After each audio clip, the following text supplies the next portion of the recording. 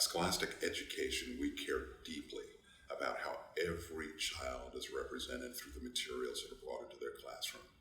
We know that young people come to the classrooms with a sense of identity, and we want them to know that their experience is reflected in the materials that are presented to them by their teachers and school leaders.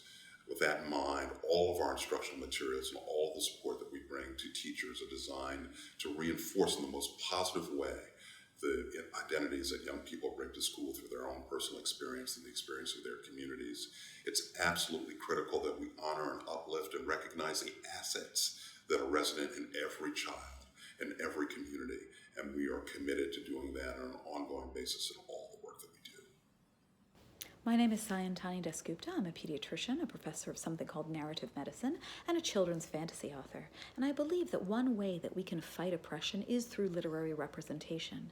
Narrative erasure is a kind of psychic violence. When I was in practice as a pediatrician, I would hand families prescriptions for reading. And with those prescriptions, I would hand them age, language, and culturally appropriate books so that children could see themselves in those pages, build their senses of radical empathy for themselves and the world, and build their sense of radical imagination so that they could see themselves and write themselves into the future.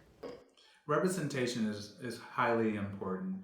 We have more diverse classrooms around the country, and with that, students are listening to the media, hearing family conversations, hearing what's happening around the world, and then going to school and maybe not knowing how to handle that. So teachers actually can use literature to support students in those critical and difficult conversations sometimes. And when you have literature that shows diversity, it shows students where they can see themselves, and that's what we call those mirrors. And also learn about other cultures, not just cultures of cultures in America, but what's happening around the world. They're able to share stories and talk about it and have conversations that they normally may not would have had they not had diversity in books.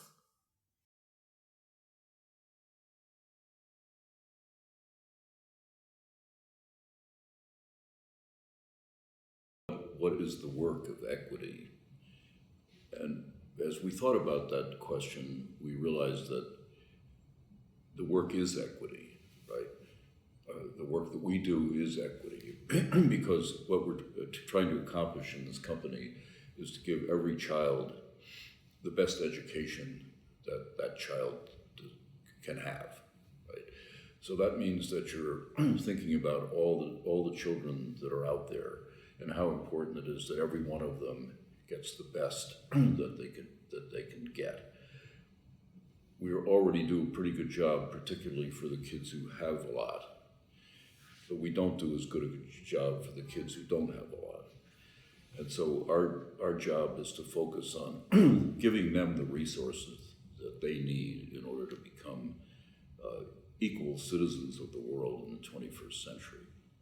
And that means all the teachers, all the people in the schools, every one of us, and people who are making books for the schools, creating experiences, each one of them has to think all the time about what is the best education we can deliver today for every child. And that's every individual, single child, not some collective child. It's every one of the 57 million kids that are in school in the United States every single day. So that, to me, is what equity is. It's the work that we do in order to bring every child the best education that he or she can get.